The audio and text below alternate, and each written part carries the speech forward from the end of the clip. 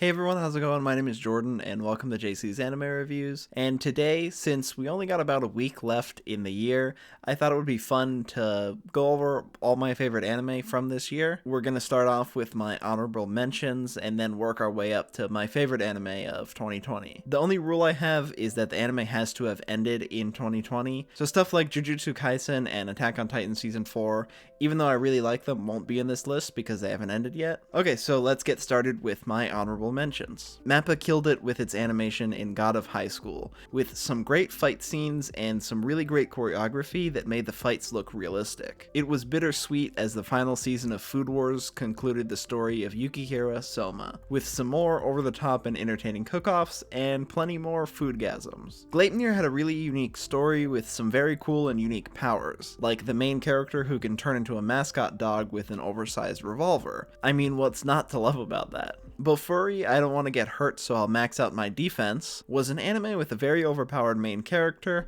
that was surprisingly very entertaining to watch. Also, there's a giant turtle that shoots a laser beam out of its mouth. Decadence had a mix of elements from Attack on Titan, Sword Art Online, and Mad Max, while also telling a unique story with some pretty likable characters. Keep Your Hands Off Izokin was one of the most unique anime I have ever seen, and it used visualization in a way I had never seen before. Also, it's got the most unique opening song I think I've ever seen. Studio Trigger once again did an amazing job with its art style and animation in BNA, and it's got such an amazing soundtrack. I mean, this might be one of my favorite soundtracks of the whole year in terms of anime soundtracks. Welcome to Demon School Irma-kun was a surprisingly good time with some fun characters, and while being a very generic isekai, there was something about it that made it a pretty unique isekai at the same time, and I don't know why, I just really love this one. The irregular At Magic High School returned with Season 2 and improved upon all the things I loved about the first season, while also still being the same turn your brain off anime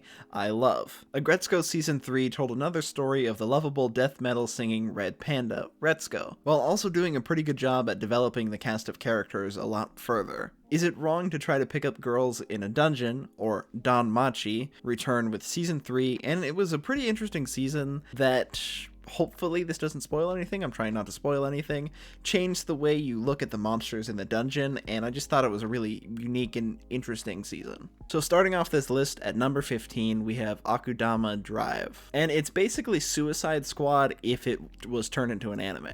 You got a bunch of criminals, each with their own unique skill set, forced to work together while not really getting along with one another. And this anime had some really great over-the-top fight scenes, which I love. I've mentioned it in a bunch of videos in the past. I love anime that have just super over-the-top and like crazy fight scenes, like Kill la Kill, for example. I love the fight scenes in that. That one's super over the top. And this one has some pretty over the top and pretty great fight scenes too. Also, it's got one of my favorite art styles of the year. Just the way it looks, just looks really nice. It looks really pretty. I like the way the world looks. And it takes place in this sort of like futuristic, like cyberpunk world, which I thought was really interesting, and it let them do some interesting things where like one of the criminals has a motorcycle that can climb up buildings and shoot grapple hooks and shoot a laser out of the front of it. They can do some like pretty crazy stuff just being in that world because they have such more advanced technology, and it's just really entertaining seeing these criminals trying to work together, and eventually they end up fighting other special like police or whatever, and some of the fight scenes between them I thought were really good. Next, we got the first webtoon to be adapted into an anime series, and that's Tower of God. And Tower of God had a very interesting story and a very interesting world with some very interesting characters. For the most part, almost all the characters are really interesting and you want to learn more about them. I mean, except Bam. Bam was probably one of the weakest things of the show. He's the main character. He was very uninteresting. I still would like to learn more about him because I feel like if it continues, we'll probably learn more about him and he'll become more interesting. But just, he's surrounded by so many really interesting characters, and that was the only thing I didn't really like about it. But all the really interesting characters really saved the show for me. There's just a lot of characters that I thought were really interesting that I wanted to know more about, and I think they did a really good job with introducing a character and making them interesting right from the get-go. Oh, also it has a pretty cool art style. I like the art style. It's probably my favorite art style out of all the webtoons, even though I think God of High School has better animation. I think the art style is really good in this. The next anime we have is The Day I Became God, which is an anime made by the same people who made Angel Beats, which for me was an amazing anime. I love that anime so much. And towards the end, it got a little bit emotional. And they also made an anime called Charlotte, I think. I think that's the name of it. I could be wrong. I'll put whatever it is on screen. I'm pretty sure that's the name of it, which I've heard is sad. I haven't seen it myself, but this one's sad also. So basically the point I'm trying to make is the studio that made it makes other kind of sad anime. And this one is kind of sad. It's very it's not really sad at all in the beginning. In the beginning, it's pretty uplifting and very happy. Like, there isn't really anything depressing about it. Well, I mean, there actually are some depressing things, but I think they do a really good job at balancing some of the kind of depressing and sort of emotional stuff while also making it very uplifting with a lot of really likable characters. And I just really like this one overall. Towards the end, it does get a little bit sad. It's probably the saddest anime of the whole year, although we haven't really had that many sad anime. But yeah, towards the end, it gets pretty sad and pretty emotional, but they do a really good job building up the characters to get you to that point, and I just really like this one. Next up, we have Inspector. I love this one. I'm not entirely sure why. I just loved it so much. It's pretty slow at times, though. Like, it's very, very slow, but even at the slow parts, I found myself very interested and just fascinated with the world and some of the stuff that was going on, even if it was a little boring. It has a pretty interesting story that uses supernatural elements, and I like that the supernatural elements are multiple creatures. It's not just like one supernatural being exists, like a ghost or something that's supposed to be scary. There's just a bunch of different creatures or supernatural creatures. I'm sure most of them are based off of Japanese like folklore and stuff like that. I could be totally wrong, but there are different creatures that like I've never heard of that I think are pretty interesting. And even though the main antagonist for the first season is a ghost, I just like that they included multiple supernatural creatures. And I really like the main character, Kotoko. She's just really likable, and I like the whole concept of her being a god of wisdom, and how when she was a kid, the supernatural creatures, or some of them, asked her to become a god of wisdom, and she said yes.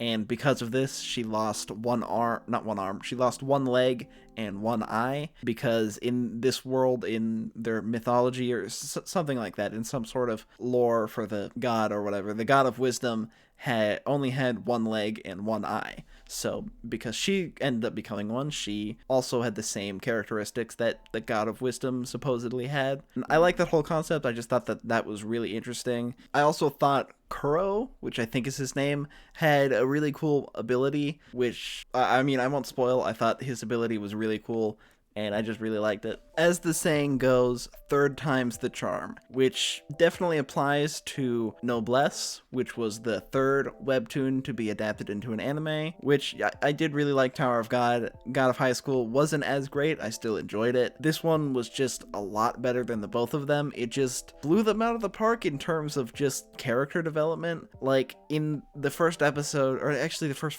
like 3 or 4 episodes, the main character, Rizal, doesn't really do anything. Like, he barely does anything, and he was already more interesting than Bem had been in the entire season of Tower of God, which I find that funny. Like, he didn't really do much, and then he was already really interesting. Just the world in Noblesse is pretty fascinating, and I just like it. There's cool abilities that I like in it. It kind of has to do with vampires, or this story's take on vampires, and it's really interesting. Just the world is fascinating. The characters are interesting. I was surprised. I actually really like a lot of the characters, and they actually take time to try to develop them. It's just really good. I feel like it's a lot better than the other two. It's great. I'm surprised at how much I liked it, but I just love Noblesse so far. It's really good. We'll see with more seasons, but so far I like it a lot more, and just the characters and the story is really interesting. Moving on to number 10, we have Talentless Nana, which is basically like Among Us combined with My Hero Academia, which I know probably sounds weird, but it's really interesting. The main character, Nana, is on an island, and she has to kill different students on the island that have superpowers because they could be a threat to humanity, because there was a big war with them and they caused a lot of destruction and stuff like that. But Basically, she has to secretly kill all the students on the island, and it's just really interesting seeing her she has to act like this really nice girl who wants to be friends with everyone, and I like seeing those two sides of her, like seeing her be all like happy and super cheerful and trying to be friends with people, but then also going and secretly killing them or becoming friends with someone and then just murdering them. It's really interesting. I just like her character. She's one of my favorite main characters in anime of this year. I just liked seeing her character development and seeing those two sides of her. It's super interesting, and overall it's pretty interesting. It also has some elements of something maybe like Death Note a little bit, because there's another character that suspects her of being the murderer, and he has to try to figure out if it's actually her and has to find the evidence for it and all that stuff. It's really fascinating, and overall it's pretty good. Also, I'd recommend the manga. I've read all the manga so far. Manga's really good, and season 2 of Talentless Nana is going to be pretty good. Next up, we have Great Pretender, and Great Pretender was just a really fun ride with a lot of really interesting characters, and just the concept of Great Pretender I really liked, because I don't think we've really seen an anime do something like this or have a concept like this, where it's almost like a heist movie in a way, because they're trying to scam these people out of a ton of money, and the way they set it up is really interesting. For an example, they are trying to scam someone who is like running this scam air race thing or whatever, and they have to set it up by like meeting a guy who has a plane, or who owns like a plane shop. They have to like get a plane and then like learn how to fly it, and just seeing the setup to the actual scam itself is just really interesting, because seeing them have to set up all this stuff and then it finally works in the end, it's just really entertaining, and I really like it. It's really refreshing seeing an anime have a concept that we haven't seen before, and also the art style is amazing. It has my favorite art style of the year, if not of all time. The art style is just incredible. I love the way it looks. That's probably my favorite thing about it. The art style is just incredible, and it's got an interesting and fun story with some interesting characters. Next is Burn the Witch, and Burn the Witch is actually a movie. I'm just gonna let you know. All the other ones on this are anime series. This is the only movie. I still wanted to put it in here because I just liked it so much. It has a really interesting world. There's like dragons in it, which dragons are awesome, and I just really liked it. I liked the world that they introduced us to. Also, Nini, I really liked her. She's one of my favorite female characters in anime. I don't know why, I just really liked her. And the world's really cool. The characters are cool. I also like that this takes place in the world of Bleach. And towards the end, or at the very end, there's a nod to Bleach that lets you know that this is in the Bleach world. But it just takes place in London instead of Japan. Instead of hollows, it's dragons. It's really interesting, and seeing them fight the dragons, and also they have some dragons that help them, is really cool, and I really liked it. Next, we have one that I had no idea aired this year. I thought that it aired like a year ago or something like that, but I looked it up and I was surprised to find out that it came out this year, which is Isekai Quartet Season 2. And Isekai Quartet is one of my favorite comedy animes of all time. It's just hilarious, especially if you've seen all the shows. If you don't know, Isekai Quartet is a combination of 4 or 5 different shows: ReZero, Konosuba, Overlord, and Tanya Saga of Evil. It takes all those characters and makes them look like I forgot the name of the art style, but it's like they're like little characters with big heads, and someone pushes a button that transports them all to a world where they have to go to school. And it's just really funny, and seeing the interactions between all the characters, especially if you've seen all those anime and know the characters, you know what they're like, and seeing them interact with each other is really funny. I've seen all of them except Tanya. I've seen a couple episodes of Tanya but never finished it, but still, just knowing the characters and seeing them interact with each other is really funny. Like, for example, there's one part, although this is in season 1 and not in season 2, where Kazuma gets mad at Subaru because he thinks that he has a harem and is jealous of him and wants his spot, and he doesn't know any of the horrible shit that Subaru's been through. And it's just really funny seeing those interactions between these characters that you already really like, and I just love it. I would only recommend it if you have seen all those anime. Otherwise, a lot of the jokes and stuff that happen aren't nearly as funny because you have to know these characters. But if you know the characters, it's hilarious and is just really funny. Season 2 is not as good as season 1, but I still loved it. Next is Haikyuu to the Top, which is the 4th season of Haikyuu, which is just an amazing show. Like, I don't really have any bad things to say about this show. I love it. It has some of the best character development I've ever seen in any anime. Just the character development is really good. The show's about volleyball and they're on a sports team, and that's mostly what it has to do with. They feel like a real team, and having to like build up that trust and like friendship as playing as a team, just all around it's really good, because them losing, them winning, all of that, you can just feel it. It feels very real, and just the characters are really good. Even the teams that they play against are really good. Like, you feel bad sometimes when they win because the other team like really wanted to win too, and you just feel it. Like, you can really feel that both these people want to win the game, and it's just really entertaining. I never thought that I would like volleyball at all, and I never thought I would like a sports anime, but I was wrong. It's amazing. It's actually really good, and I was actually really surprised. And season 4 was good too. I really enjoyed it. Next up, we have My Teen Romantic Comedy Snafu season 3, which is the last season in the series. There will not be any more. And this one's just really good. The characters are really good. This third season I really liked. It's one of my favorites so far, or it might be my favorite so far. A few months ago, I watched it to catch up for season 3, and I'm really glad I did. It's one of my favorite slice of life animes of all time. If it is a slice of life, I think it is. If it is, it's my favorite of all time. It's really good. The character development is really great.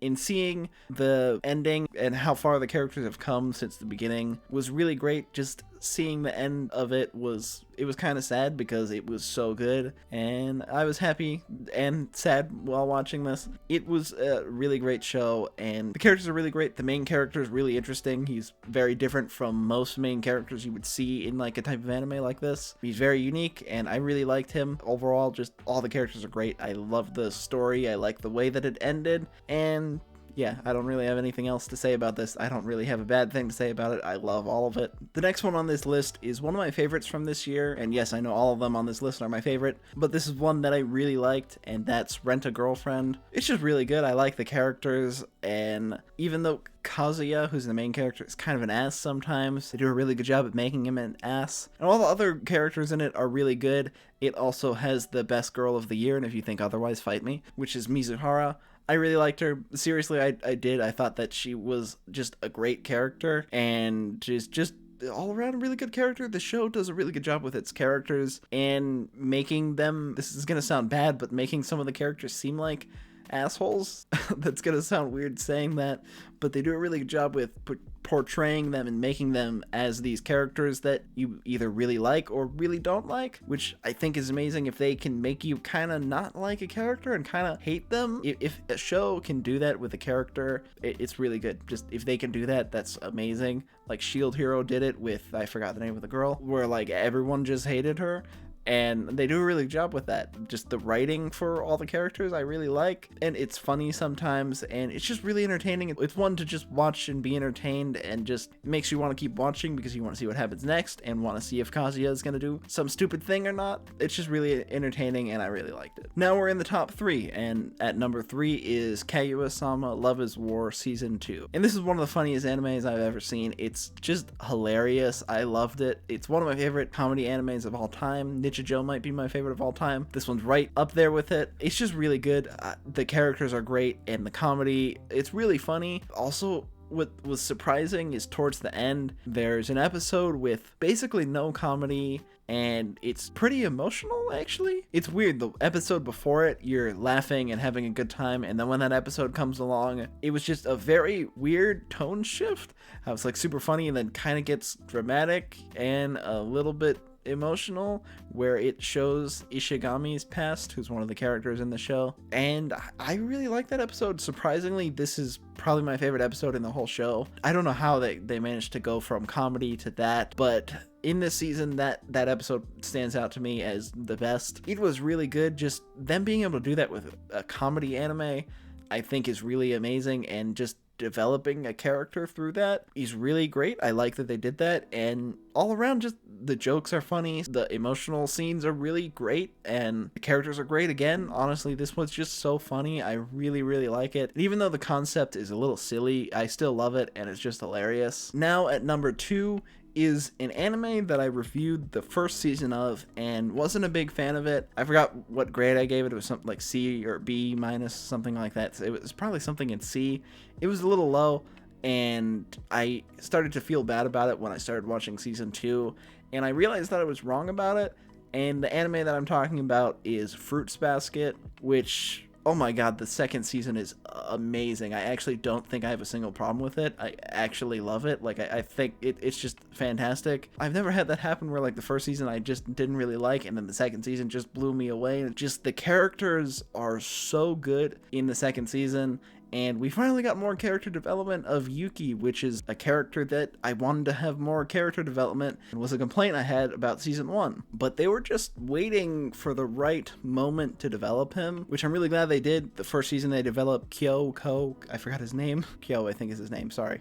I love this anime, but I forgot his name. They develop him in season 1, and it just kind of felt like they didn't really develop Yuki at all and just kind of left him. And then in season 2, they develop him so well. He is one of my favorite characters in this season, and his character development is one of my favorite things about season 2. Just his character development is really great, and seeing him like sort of start to make friends a little bit, sorry, minor spoilers, was really great. And just the character development of him was amazing, all around though, not just him. Like, every character had such good character development, and even there were new characters that were introduced that had great character development, which I don't know how they managed to fit all that in with developing Yuki's character so well and developing all the other characters around them. I also like Toru's character development in this season, especially. Just seeing that was really interesting, and the way it ends, it kind of makes it a little bit more interesting. It ends on something where you're like, "What? Really? Like, I didn't know that." And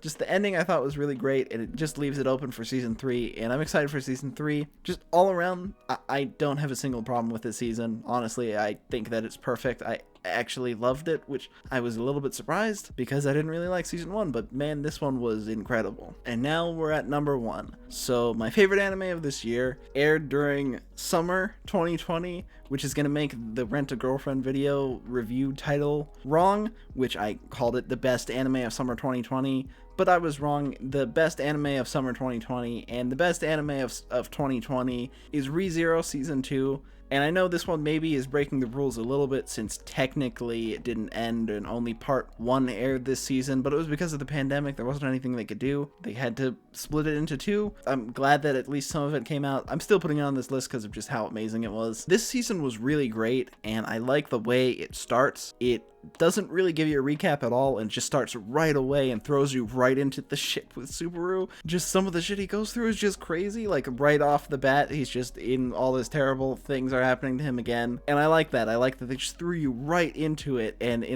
didn't like give you any time. It was just like, this happened. It's like, oh my god, all this stuff is happening. And at the end of the first episode, it got kind of emotional really fast and kind of dark really fast, which I mean, of course, is usual for ReZero, but I was just surprised just how fast they went back into it. And the character development of Subaru in this season is really great. I was shocked actually at how well they developed and fleshed out his character in this season. It was actually really great. There's one episode where we learn a little bit more about him. I'm not going to spoil stuff because in case you haven't seen this series, I'm not really going to go too in depth about any of this, but there's one episode where we learn a little bit more about his past, and was actually pretty emotional, and I was really surprised at how I started feeling emotional while watching it. I was just like, wow, like, I didn't think that this was going to happen. And just Subaru's character development was amazing this season. It's some of the best character development I've ever seen. I really like Subaru as a character this season, and all the other characters I thought were good. I liked Emilia. I liked how I think we got to see a little bit more of her in this season, but I liked her in this season. Also, the new characters introduced were really great, like Echinda. I don't know if I'm pronouncing her name right. I know what her name is. I really liked her. I was surprised because the way the trailer shows it, it almost, wait, I don't want to spoil it, but it almost makes her seem like this really bad person, which, I mean, she kind of is, but I was surprised when she's actually introduced. I really liked her, and I think she's my favorite female character of ReZero. It was Rem, but no, I think that just she's really great, and just I really liked her. I'm really glad that they introduced her character, and it made things really interesting. And there's one really great scene with her and Subaru, which I really liked, which is a little bit emotional. Just all around, this season was great. ReZero is amazing. I actually love it. I really like season 2. Had some of the best character development ever. I just really liked it. I like Subaru's character development, and all around it's really good so far. I was kind of surprised with how great season 2 was. I wasn't really expecting it. I liked the first season and I knew it was going to be good, but I just wasn't expecting it. I don't know. I was just expecting it to be good. I didn't think it was going to be amazing, which I was proven wrong. It was amazing and I loved it. It's my favorite anime of 2020. So that was all my favorite anime from 2020, and I know it wasn't a great year, and it wasn't even a great year for anime. I mean, we had some really great anime, don't get me wrong, but just there were some animes that were delayed, like Promised Neverland season 2 was delayed, but there was just a lot of delays, a lot of crazy stuff happening in the world, not just with anime, just in general. Just a lot of crazy shit has been going on. Also, I'm pretty sure no one from the anime industry is going to watch this video, but I just wanted to say thank you to all the anime studios that have worked on these, even though it's been this crazy year, and I'm surprised that we got so many great anime when it was this just crazy year and we didn't know what was really going to happen, and I'm surprised that they got it out. I'm going to put on screen every studio that worked on all these animes. I'll put the logo of the studio on the anime. I'm sure the screen's completely filled right now and you probably can't see my face. But yeah, I just want to say thank you to all the anime studios that have worked on this throughout this really crazy year and through a pandemic. Thank you.